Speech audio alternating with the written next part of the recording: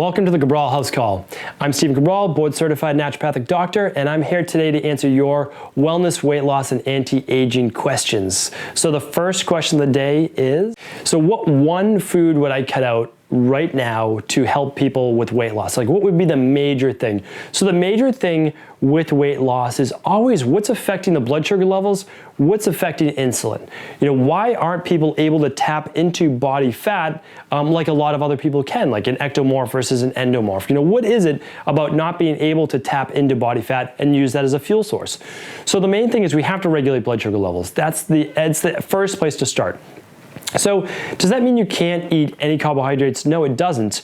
But what it does mean is that you should really look at eliminating as much as, if not all, refined-based sugars or carbohydrates. And that at least starts with beverages or drinks. Any beverage, no matter how healthy you think it to be, whether it's a green juice or whatever it is, make sure that that has single-digit or less serving of sugar on it. Meaning if you look at a label of something and look at it that it's not just one serving or two servings, because you buy a bottle of something, sometimes it's 2 servings or 3 servings. That means you're getting 2 or 3 times the amount of sugar listed on that label. So that's one of the little tricky things that some companies do.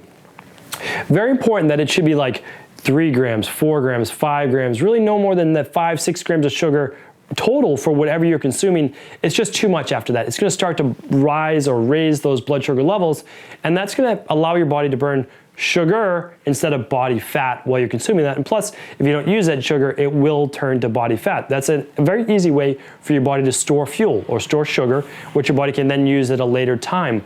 So what I would say is first look at everything you're consuming drink-wise or beverage-wise and eliminate all of it except low sugar varieties, which would be water, lemon water, herbal-based teas like ginger tea, true green juices that don't have any sugar in them, meaning like no added fruit. You're just getting your sugar from your celery, your spinach, your ginger, your lemon, your whatever it might be. All of those are fine. But when people do a lot of juices, they're juicing like 3 or 4 apples and all of these things. It's adding too much sugar. So I don't want this to be a juice discussion. What I want you to think about is just at least first start with making sure that you're not getting any easily quick digestible sugar from any of your drinks, okay? And that includes lattes as well. You don't want a drink that has like a vanilla flavored almond milk or something like that that contains 20 grams of sugar for each one. So look at that first. That's the first place to start.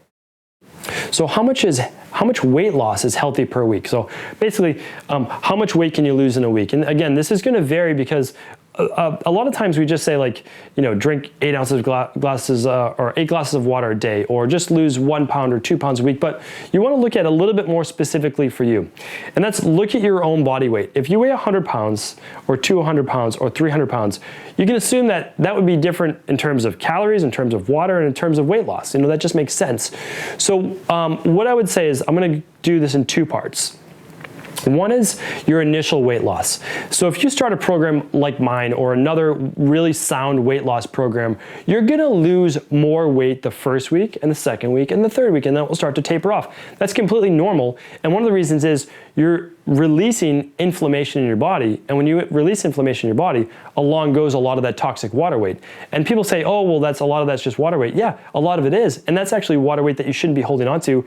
And it's inflammation-based water weight. You don't want that. That's toxic. That will never come back. Your body's not dehydrated. It's just holding on to water that shouldn't be there. It's like, if you get hit in the arm and your arm swells, all that swelling, you just want to calm down and release from your body. So in a program like mine or the Dr. Cabral Detox, something like that, you can plan to easily lose 5 pounds or more your first week. And I think that's totally acceptable and totally healthy because, again, you're releasing that inflammation. So I look for the first 3-week period, somewhere 10 pounds or more, 10 to 20 pounds that first 3 weeks. Again, it depends on the amount of weight you have to lose. If you only need to lose 5 to 10 pounds, your weight loss might be like 3 to 5 the first week and then another 2 or 3 pounds. After that initial period of weight loss, let's say 10 to 20 pounds in your first 3 weeks or so, After that, what I would look for is about 1% of your body weight per week of weight loss. So this is where we can customize it.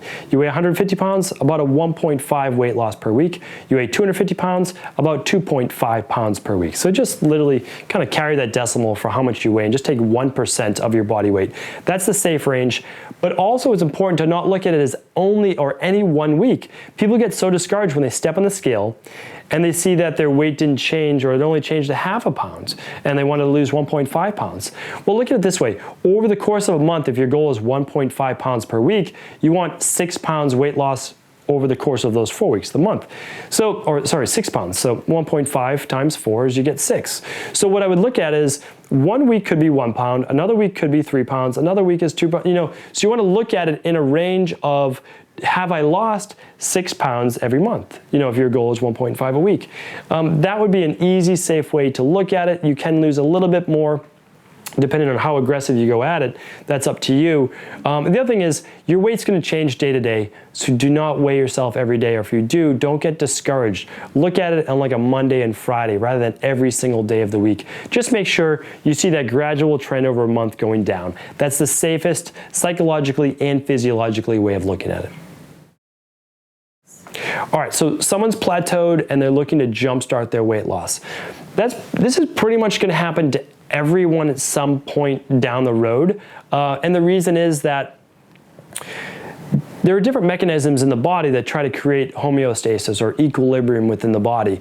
And what happens is, if you've been dieting for too long, meaning taking your calories low for too long, that will work, but then the body will typically stop. It will just slow its metabolism down to a range that keeps up with your low caloric intake. Or if you exercise too much and don't eat enough, you're just dropping your metabolism, believe it or not, in the long run, because you're not giving the body what it needs. So it needs nutrients. It just doesn't need calories. It needs really good food.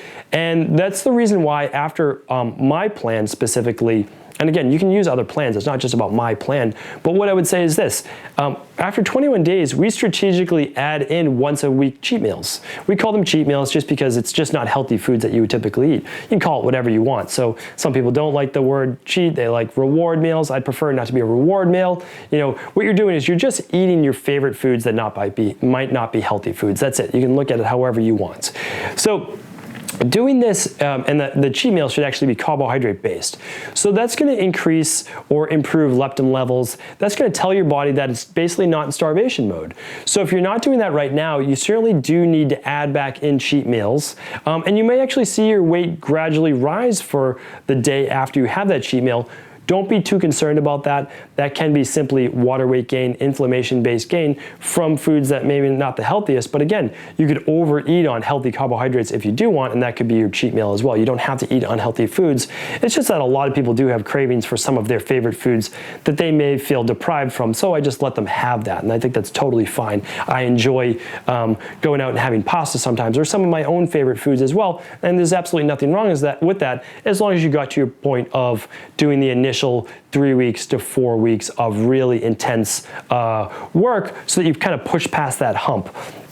So what I would say, that's the first step, and then making sure that you're not lowering your metabolism any other way, like over exercising. We'll talk about that in the future as well. Just normal exercise, 30 minutes a day, 40 minutes a day, not doing anything too intense like an hour and a half a day, which is probably going to be a bit much in the long run. Every once in a while, no problem, but in the long run, probably a bit intense. So what I look at is just making sure you are including the once a week cheat, that you're not overdoing it, that you're getting enough sleep. I mean, there's so many different factors, but do make sure that you're taking care of all the lifestyle-based things, and don't try to drop your calories down more, okay? We'll talk about how to reduce your calories in a future episode or show, but let's just talk about metabolism for today. And what's another question? Those are our 3 questions. All right. That is all the questions for today. Keep the questions coming. Every day we'll be answering more of your questions, bringing you more episodes of Cabral House Call.